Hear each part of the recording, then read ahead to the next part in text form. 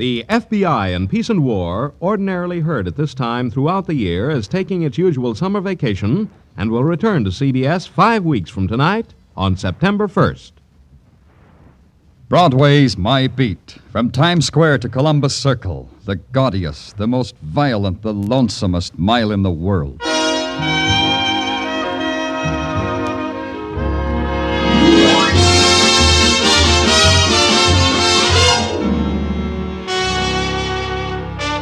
Broadway's My Beat, with Larry Thor as Detective Danny Clover.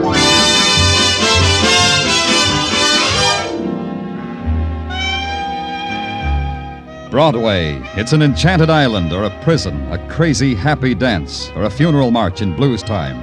It's a sorcerer's palace with golden mirrors and jeweled fountains, or it's a wailing wall corroded with pain. Call it anything you want. It's My Beat.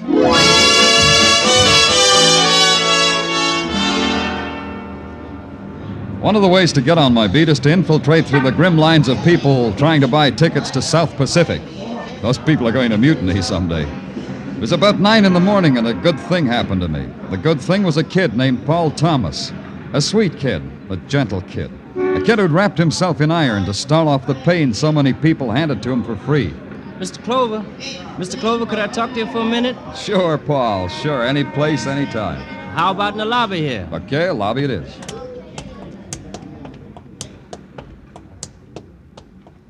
I'm sure glad to see you, Paul. It's been a long time. Not so long, Mr. Clover. It's only 5-6 months since you got me that job. Maybe 7 months since you caught me breaking into a store. Who remembers what happened 7 months ago? How's the job, Paul? How's it working out?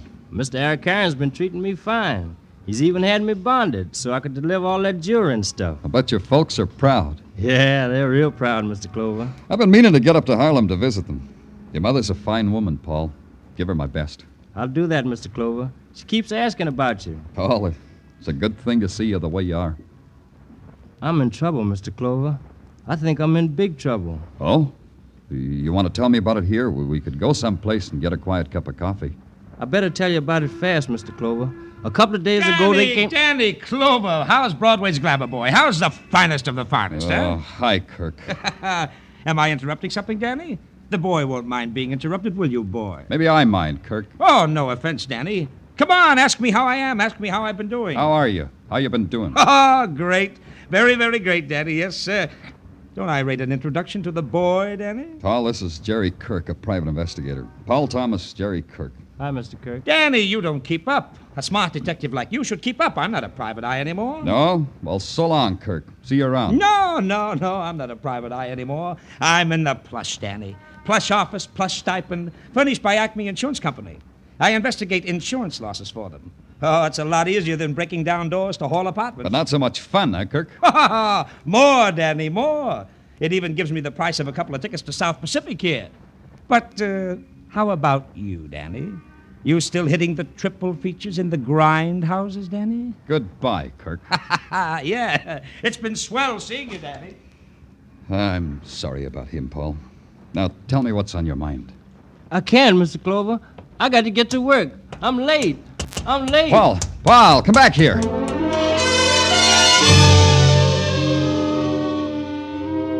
That's how the day began, with the kid starting to tell me of big trouble and then running away. It was about 5 when Paul's big trouble started to catch up with me. A patrolman leaned out of a squad car and handed me a slip of paper. J. Arcarian, the paper said. It said the Paramount Building, and at the bottom it said urgent. I'd been there before. J. Arcarian, lapidary and dealer in precious gems, was on the 14th floor. You went through a door and past the beam of an electric eye and waded through a carpet to a desk and an olive-skinned girl with tight black hair. You gave your name and you got nodded past another beam and some carved oriental wall hangings to a young man, morning coat cut to hide the lines of his shoulder holster, and sneer cut to fit the scar that ran from his eye to the corner of his mouth. Then a chaperoned hike through another doorway. And there he was, J. Arcarian, impeccable in ascot, striped pants, and a Legion of Honor ribbon in his satin lapel. He had another thing, a guest. I asked Mr. Jerry Kirk to be with us, Lieutenant Clover, because his interests lie in the same direction as ours. Hiya, Kirk. What's all this about? Mr. Arcarian will tell you, Danny. Sit down, Lieutenant. What do you want to see me about, Mr. Arakarian? About the boy you asked me to hire. About Paul Thomas. You know Paul Thomas, don't you, Danny? What about Paul Thomas? Mr. Arakarian is a polite man, Danny. He's trying to tell you the kid absconded with an awful lot of jewelry. Please. This matter is very dolorous to me. $100,000 worth, Danny. How about letting Mr. Arakarian tell it his way, huh, Kirk? I was just phrasing it neatly. $100,000, Danny. Right now, you just listen, Kirk. What did Paul Thomas do, Mr. Arakarian? He failed to deliver a consignment. He failed to let me know the reason why. He has been gone since this morning. Disappeared. Like a puff of smoke, huh, Mr. Arakarian? That's what you said? They assign a bright eye like you to this, Kirk? Like me, Danny. Mr. Jerry Kirk is from the insurance company. In a matter like this, one thinks of insurance. In a case like this, one also thinks of how maybe Paul got slugged. One also thinks he could have been robbed, Mr. Arakarian. Paul Thomas turns up in an alley, Kirk, slugged. A bet? Yeah, sure. I know human nature, Danny. He's gone a long way with those rocks. Absconded. He's stolen. In a matter like this, the amount is not a pittance, Lieutenant. $100,000 worth of first water gems, jewel cases, settings. Got a list of what's missing? Right here. You see? It makes not an inconsiderable... Yeah, it's not inconsiderable. It is very dolorous, Lieutenant.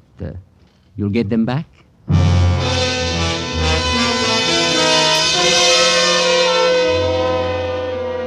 Dolorous means it can make you cry.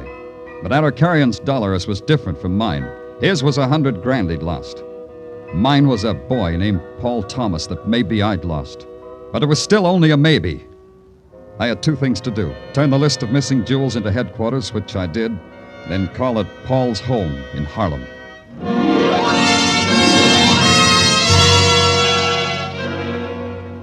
Harlem is a guilt and a scar and a wound. And the wound is a tenement lighted by kerosene lamps. A tenement with barred windows through which you can watch the moonlight darting out on the backs of hungry rats. And Harlem is a place of quiet laughter that stops when it sees you walking up the stairs to the one room in which Paul's family of 5 live.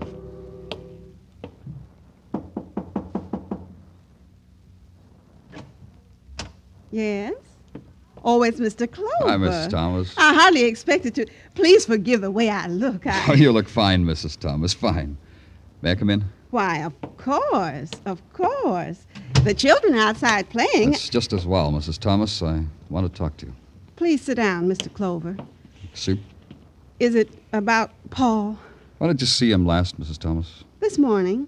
He stopped by on his way to work. Is there anything... He doesn't live here anymore?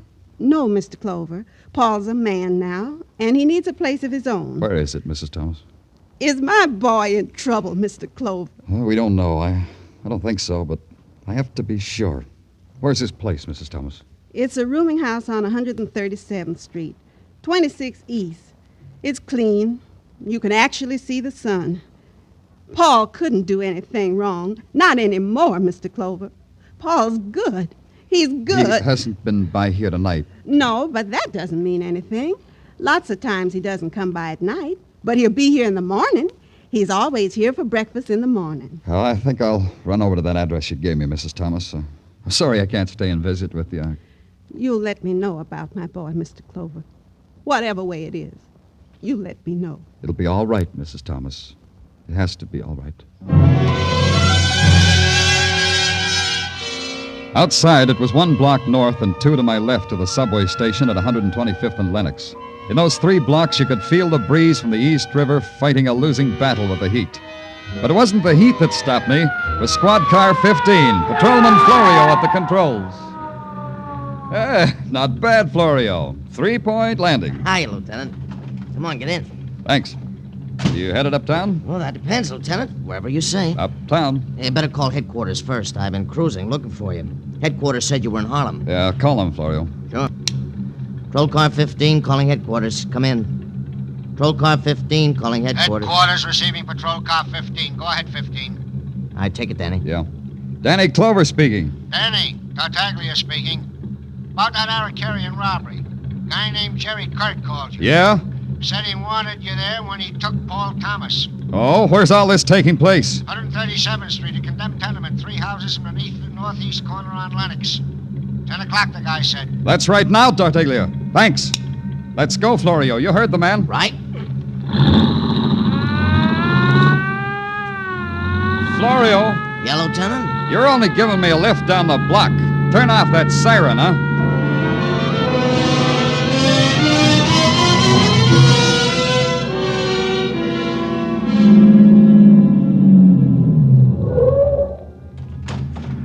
Hello, Danny. Glad you showed. Headquarters said you had Paul. You got him, Kirk? He's in that tenement, Danny. But he materialized out of that puff of smoke? How do you know he's in there? Look, Danny, a guy steals $100,000 worth of jewelry. It's hot. He can't get rid of it. So he makes a deal with the insurance company. The deal Paul made was for $15,000. He got in touch with you? Yeah, sure. He said meet him here. So I got in touch with you. I'm double-crossing him, Danny. I called in the cops. You wouldn't want it any other way. Yeah, let's go in. And Kirk, keep your gun in your pocket. Danny, you know I seldom carry a gun, and tonight's one occasion when I don't. Come on.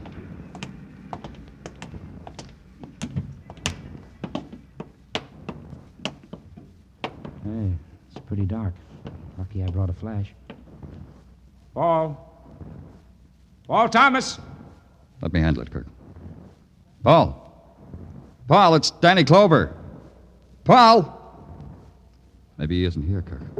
He's here. That sound came from down in the basement. Hey, Kirk, somebody's shooting downstairs and not at us. Yes, and somebody's taking a powder, too. Let's get him! Don't you think it's time you got out your gun, Danny? Yeah, it's all changed now.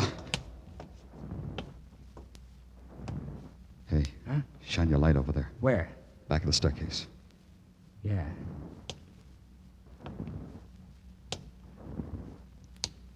Hey, Danny. A body. Danny, look, he's got a gun. Paul. Paul. He's dead, Danny. Your boy's dead. Why was he killed? He was a bad boy, Danny. A bad boy with bad company, and the company just took a powder. How do you like your boy now, Danny?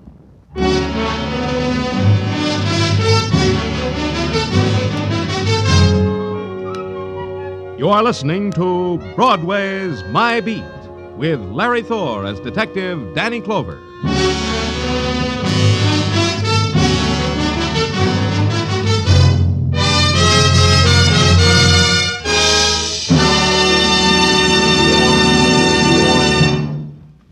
Casey, crime photographer, finds an innocent-eyed young woman riding a murder go-round tonight.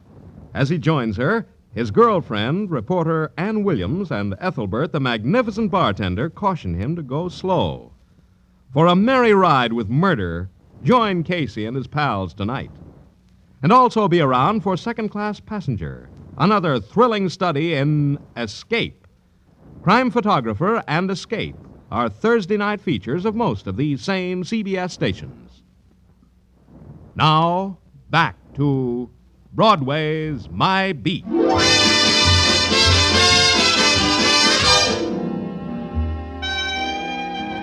One thing about Broadway, you can become a name overnight.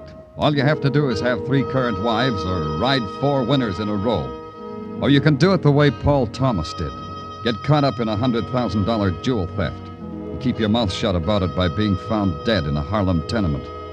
Not that Paul Thomas would make much of a splash, but he would make a fast 30 seconds conversation piece over cheesecake and coffee. The cop uses up the night begging, pleading, grubbing for a break in a murder case. Then he goes home and begs for sleep. And in the morning he goes back to his office at headquarters and starts all over again. And that's where it broke. Come in. Come in. Come in. Danny. Danny, open your eyes. I got a surprise for you. You open them. I'm tired. I got something on the Paul Thomas case. What? Yeah, see? You opened your eyes all by yourself. It's not hard, is it, Danny? I could close yours just as easy. What do you got? Well, one of the Arakarian jewels showed up at a pawn shop. When? 10:30 last night. 10:30. That was after Paul's murder. How come you wait till now to give it to me? Easy, Danny. Take it easy. All right, but how come? Larry of Larry's Pawn Shops Limited just phoned it in. Says he didn't get our list till 10 this morning. Larry, sir. Get me a squad car, Tartaglia. I'll pick it up out front. Okay. Danny, Yeah? I know what this means to you. Sorry, I kidded. That's okay, Sergeant. It's okay. But get that squad car, huh?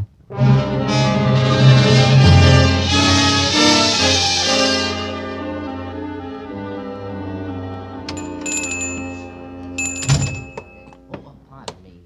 Danny, boy. Danny, you. This is quite an honor. Hi, Larry. Hi, I could have saved you the trip if you had just called me. Needed the air. Okay, Larry, what do you got? Danny, do you mind stepping in the back room? I'm trying to close a deal. Sometimes it embarrasses my clientele to see me consorting with a detective. Ain't it a shame? Give it to me, Larry, and quick. Oh, Danny, this isn't like you. You want me to show you what I can really be like? Okay, Danny. Okay, I'll get it for you. Think it over, mister. I'll be right with you. Here it is, Danny. Here, you see?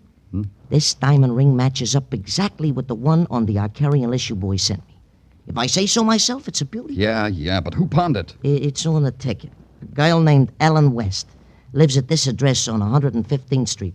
At least that's the name of the address she gave me. You know where to send it. Send the ring. It hurts me to part with it. Say, isn't it polite the way I cooperate with you boys, Danny? You'll remember it, won't you? Sure. By the way, what did you give the girl for the ring? It's worth $2,000. I gave her $600. Can't hear you, Larry. How much? $600.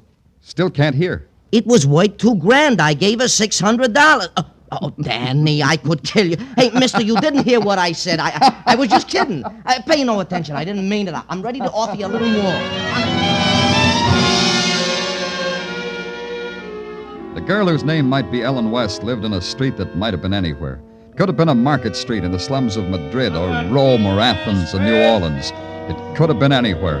Right now it was under the bridge of the New York, New Haven, and Hartford Railroad. Right now it was a street where Paul's murderer might be waiting in a dark room behind a locked door, waiting for a knock that had to come. Yes? Who is it? The police. Open up. Please. Why you come here? I haven't done anything. Are you Ellen West?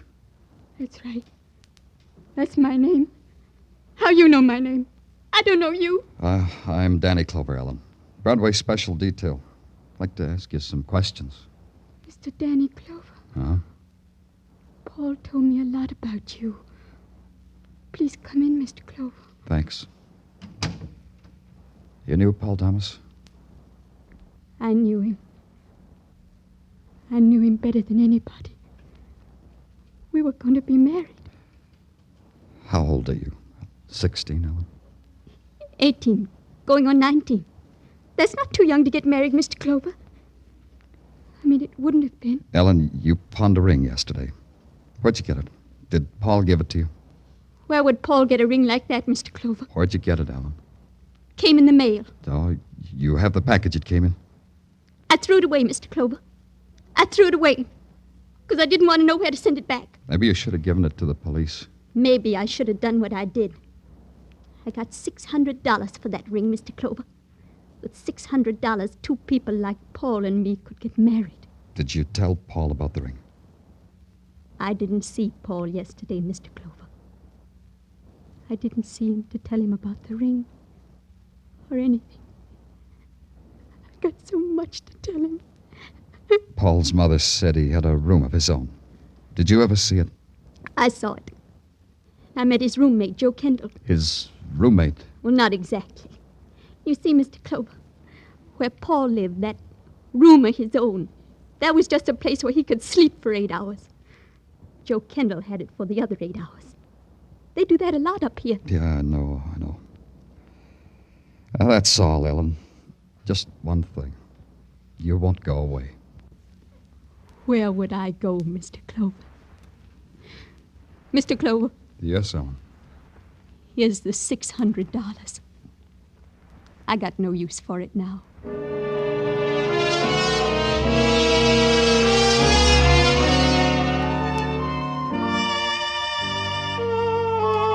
The hotbed address of Paul's roommate, Joe Kendall, didn't pan out, but a suddenly forgetful landlord suddenly regained his memory when he put on a pair of wire-rimmed glasses and examined my police badge. His cooperation from that instant was a thing of joy. Joe Kendall was working right now, mister. Joe Kendall worked in the change booth in the subway station at 59th Street.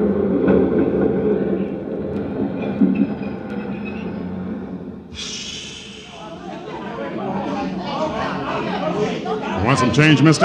No, Jay. Information. What kind of information? Your name, Joe Kendall? That all depends on what connection the name's being used. In connection with the police. Show me. Try this. Yeah? Yeah, that badge says you're the police. Says my name's Joe Kendall. What can I do for you, Lieutenant? It's about Paul Thomas, Joe. Read about him in the papers this morning. I'm sorry about Paul. How sorry? Lieutenant? Wait a minute. Here you are, lady. 2 dimes and a nickel. Lieutenant, it's this way. Maybe I asked you a bad question, Joe. Not at all. I'm sorry about Paul, Lieutenant. As sorry as I am for any man who died the way Paul did. What about Paul? What did he tell you about himself? Well, things like I'm tired, Joe. That's what he used to say to me. When he woke me up because it was his turn to sleep, he'd tell me things like that. That's all? Other things, too, Lieutenant, but that was a general idea. Something else, Joe. That ring on your finger. Where'd you get it? Are you going to believe me? Okay, Lieutenant. I'll tell you anyhow. I got it in the mail yesterday. You should have let the police know. I should have, but I didn't. Maybe I was going to. Maybe I was going to pawn it. I don't know. You'd better let me have it. Sure. Here. Take it. Lieutenant, I'm in trouble now, huh? I guess right now you come under a couple of laws in the penal code, Joe, but which one escapes me? Just don't run away. I'll be here, Lieutenant. Here or in Harlem, one place or the other.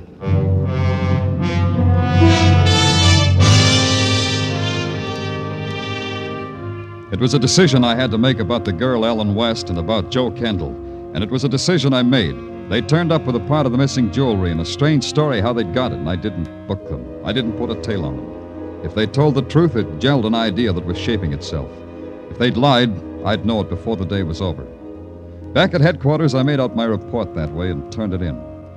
Then there was nothing to do but trade stares with Sergeant Tartaglia and wait for the report from the technical boys. Well, I don't know, Danny. I don't know. I'm not sure you did the right thing. Those 2 might have been holding back.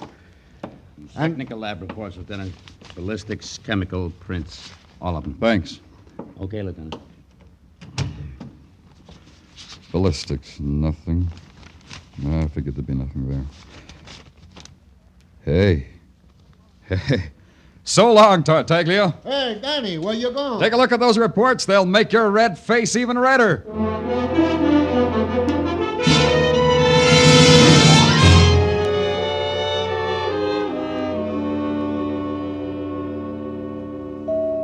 Those photoelectric eyes wink even at you, huh, Eric Carrion? They make no distinction, Lieutenant, between friend or enemy. They're ever alert, ever suspicious. Yeah. You kept me waiting a long time, Eric Carrion.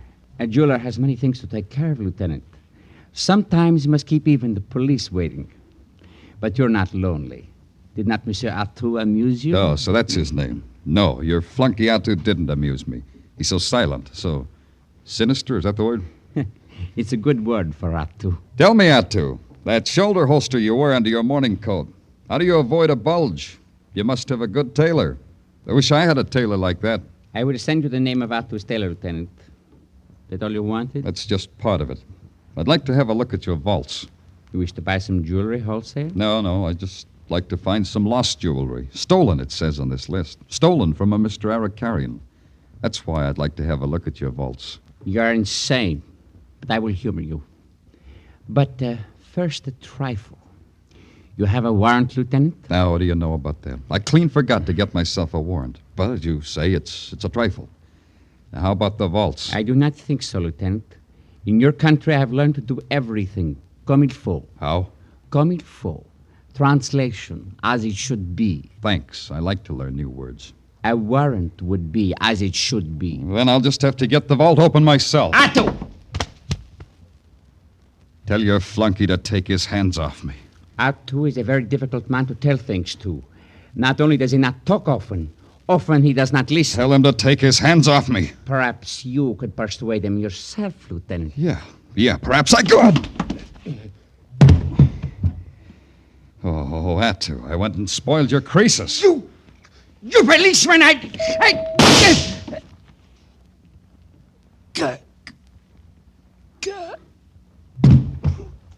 Well, Kirk, the eminent investigator, today on occasion for carrying a gun. You didn't have to shoot Eric Carrion. I did, Danny. To save you from getting knocked off, I had to do just that. Save me? What are you talking about? Well, look at him. Look at Eric Carrion's hand. He was just getting ready to pull a Luger. Yeah. Okay, Kirk, this wraps it up. Let me have your gun. What for? Ballistics will want it to check it against the slugs in the body. But you saw me shoot him, Danny. The gun, Kirk. Are you off your rocker, Danny? The gun. I've got a permit for this gun. The gun! Oh, ow. Yeah. Thanks for the gun. Oh, sure. Sure, Danny, now that I know you were sincere about wanting it. Well, like you said, this wraps it up. You figured it a little ahead of me, that's all. Tell me how. Oh, easy. Eric Carrion never parts with the jewels and reports them stolen for insurance money. Yeah, true. Tell me, Kirk, how do you figure Paul Thomas figures? Also simple. Eric Carrion tells the kid to make it look like the kid ran away. Well, maybe Eric Carrion wanted to do it another way, and the kid balked. Yeah, that's right, Kirk. Paul came to me yesterday and started to tell me he was in trouble. It adds up, huh? It adds up neat. You know what else? 2 of the gems showed up with 2 of Paul's friends. Eric Carrion mailed them to throw off suspicion. Clever, real clever. Yeah, but here's the twist. The gun Paul was holding in that tenement cellar had no fingerprints on it. Huh? He was dead before he went in that tenement, Kirk. Dead men leave no prints. Paul Thomas was dead before I saw you, Kirk. Hey, that is a twist. That scene in the condemned tenement, you and Eric Carrion staged it. That's why I want your gun, to What? check it against the slugs they took from Paul's body. You're crazy, Danny. Listen, how else I'm crazy. You killed Paul. You propositioned him and he'd have none of it, so you killed him. And you killed Eric Carrion so he wouldn't implicate you. You stink, copper. You stink, but you won't take me. I've been waiting for you to do that, Kirk. Waiting. Ow! That's for Paul. For Paul. For Paul.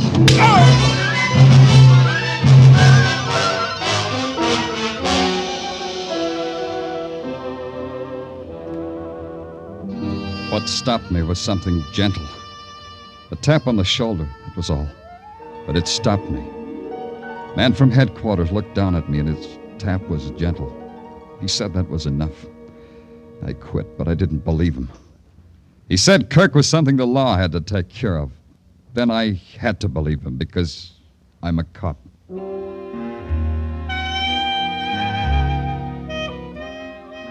In the mid-afternoon heat, Broadway is a desert littered with mirages of what might be men or women. You touch some and they vanish.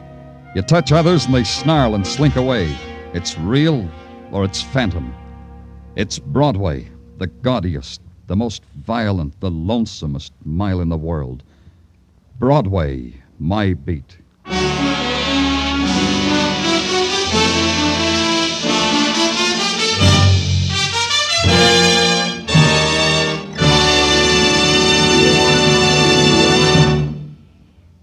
Broadway's My Beat, with Larry Thor as Detective Danny Clover, is produced and directed by Gordon T. Hughes, with script by Morton Fine and David Friedkin. Musical direction is by Lud Gluskin. Be sure to join us next week, same time, same station, for Broadway's My Beat.